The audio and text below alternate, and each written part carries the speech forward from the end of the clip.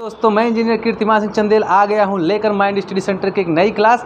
और इस क्लास में हम लोग बात करेंगे पाकिस्तान और इंडिया के बासमती चावल के मुद्दे पर।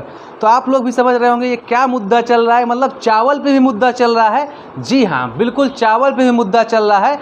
और ये मुद्दा क्या है, कैसा है और क्यों है, इसके क्या परिणाम है, आइए थोड़ा सा हम इस पर चर्चा करते हैं। तो बेटा बात ये है कि पहले देखते हैं हम बासमती चावल। बेटा बासमती चावल वो जो लंबा सा होता है गाँव में, ये खाने में बड़ा अच्छा और टेस्टी होता है, इसकी काफ़ी अच्छी सुगंध होती है। सब लोग जानते हो बासमती चावल प्रीफर करते हो। कुछ लोग ऐसे हैं जिनके यहाँ डेली बनता है और कुछ लोग ऐसे होते हैं जिनके यहाँ केवल नमूने के फार्म में रखा जाता है कि जिस दिन रिश्तेदार आवेंगे उस दिन बनवा लिया जाएगा यार।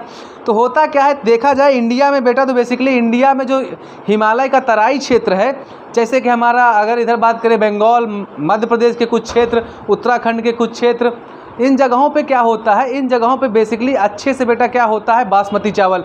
तो जैसे बासमती चावल हमारे पास होता है तो बेटा वही हाल पाकिस्तान का भी है। तो पाकिस्तान के भी कुछ हिस्से हिमालय के तराई क्षेत्र में आते हैं, तो वही बासमती चावल कहाँ भी होते हैं, पाकिस्तान में भी होते हैं, वही भारत में भी होते हैं।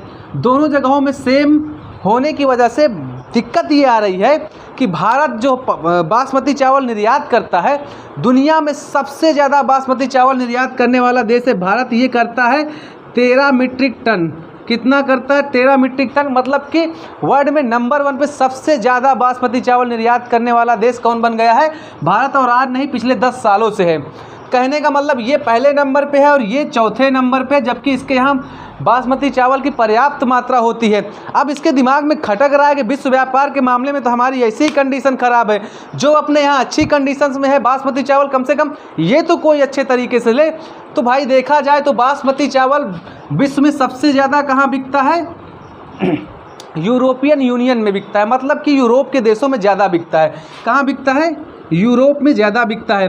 भाई सिंपल सी बात, हमारा कुत्ता टॉमी, तुम्हारा कुत्ता कुत्ता, ऐसे कैसे हो सकता है? यही बात करने वाली बात कर रहा है पाकिस्तान। इसका कहने का मतलब आपका बासमती चावल धड़ाधड़ यूरोपियन यूनियन में बिक रहा है, हमारा क्यों नहीं बिक रहा है? आखिर क्या दिक्कत आ रही है हमारे बासमती चावल में? क्या हमारे में टेस्ट कम है?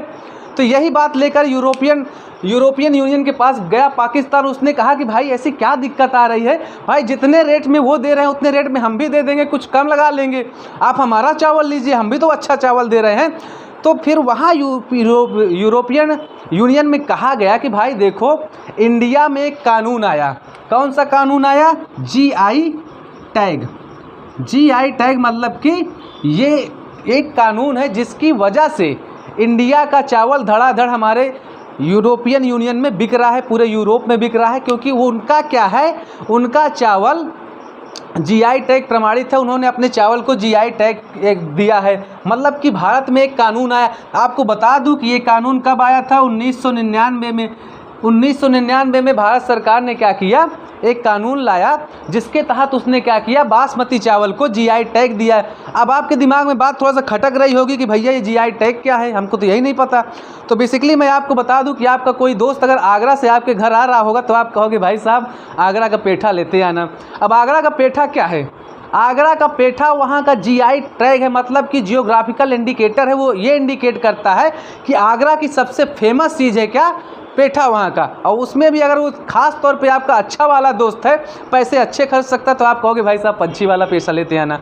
तो ये सबसे बड़ी चीज़ है कि भारत ने ये बताया अपने GI टैग माध्यम से कि हमारे यहाँ का बासमती चावल हमारे यहाँ का GI टैग है, मतलब कि बहुत खास है। अब भाई अगर ब्रांडेड चीज़ है तो आप लोगे ही लोगे। अब अगर आप मोबाइल लेने जा रहे हो तो बनाते तो चाइना वाले हैं, लेकिन असेंबली कहाँ होती है? अमेरिका में।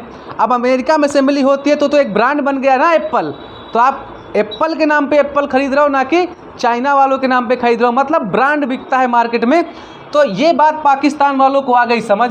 अब पाकिस्तान वाले क्या करते हैं, 2019 में अपने यहाँ पे GI टैग का कानून लाते हैं और अपने यहाँ के बासमती चावल को GI टैग दे देते हैं। अब इनका भी चावल क्या होता है, यूरोपियन यूनियन में अच्छे से बिकने लगता है। अब भारत के लिए दिक्कतें खड़ी होती, लेकिन बाप बाप होता है, बाप बाप होता है, बेटा बेटा होता है। बाप ने कहा कोई बात नहीं बेटा, आपने हमारी ट्रिक अपनाई है, अब हम तुम्हारी हालत खस्ता कर देंगे। इन्होंने कहा, इंडिया ने कहा यूरोपियन यूनियन से कि भाई देखो ऐसे नहीं चलेगा। अब हम अपने यहाँ एक और कानून ला दिए हैं, प्रोटेक्टेड GI टैग। मतलब कि PG आई।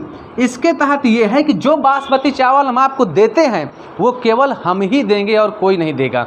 मतलब अब आप समझ लीजिए पाकिस्तान की हालत हो गई खस्ता कि यार ये अब एक और कानून इंडिया ला दिया जी। मतलब अभी तक हम लोग जीआई टैग नहीं समझ पाए थे, बड़ी मुश्किल से जीआई टैग का कानून लाए, किसी तरह उससे उबार पाए, तो ये लो एक और आ गया पीजीआई। मतलब अब तो हमारी हालत खस्ता होने वाली है। तो ये है जो पूरे वर्ल्ड व्यापार में इंडिया और पाकिस्तान का बासमती चावल का मुद्दा उठा था। तो इसके बारे में मैंने आपको अच्छे से दिल खोल के बताया। अब जो लोग गांव वाले होंगे उनको तो अच्छे से पता होगा कि क्या होता है बासमती चावल और कैसे बनता है, क्या है।